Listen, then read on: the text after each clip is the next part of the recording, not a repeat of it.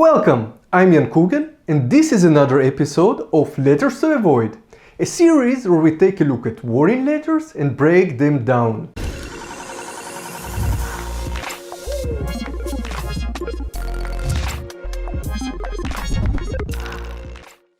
Today we will be talking about a warning letter received by Vipor Chemicals Private Ltd. Vipor Chemicals is a small company located in the Indian city of Vadodara. Pretty sure I have found my next traveling destination. Look how nice it is. Vipor manufactures antiseptics and drug APIs like proguanyl hydrochloride, an anti-malaria agent, and thimerosal, antiseptic and antifungal agent usually used in vaccines as a preservative. Also, they seem to buy APIs for further processing or distribution. In addition, it says on their website that they are Stilema replica player, and when you click on the link, you get to this site that is selling Rolex knockoffs. So if you're interested in a new watch, now you know where to look. I'm pretty sure that somebody hacked their website and inserted this link. Quite an interesting spam technique. Or I'm wrong and they sell Rolex knockoffs as a side business. I have sent them an email to alert them about the problem, but I haven't got any reply yet. Now to our main topic, warning letters. The company has received the unpleasant notice in January 2019. We will take a look at two of the more interesting violations. The first reason had to do with the withholding of crucial information. The company didn't transfer all of the quality or regulatory information about the original API manufacturer to its customers. They omitted the name of the original manufacturer in a way that seems to be quite deliberate, due to the fact that the FDA has put the original manufacturer on the import alert list. Why? For refusing an FDA inspection. ICH Q7 states that certificates of analysis should show the following: name, address, and telephone number of the original manufacturer.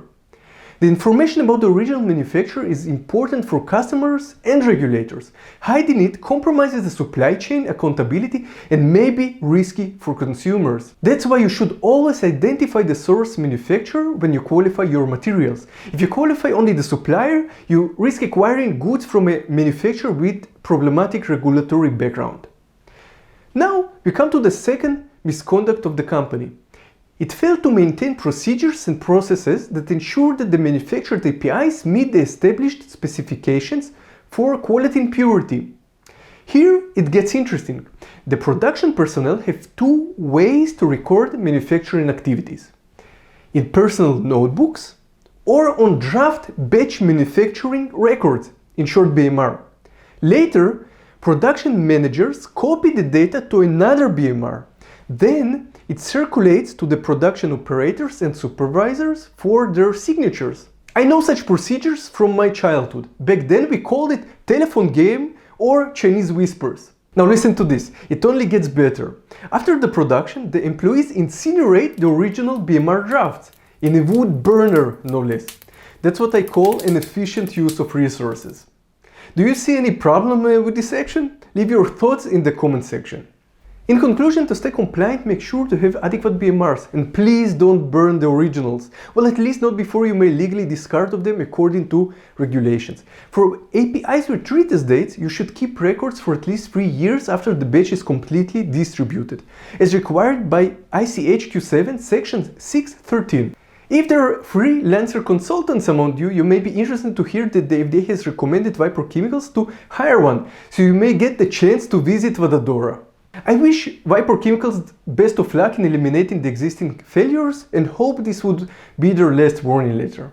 I hope you enjoyed today's episode of Letters to Avoid. If you did, please like and share this video. To be notified when a new episode comes out, make sure to click the subscribe button. See you next week and stay compliant.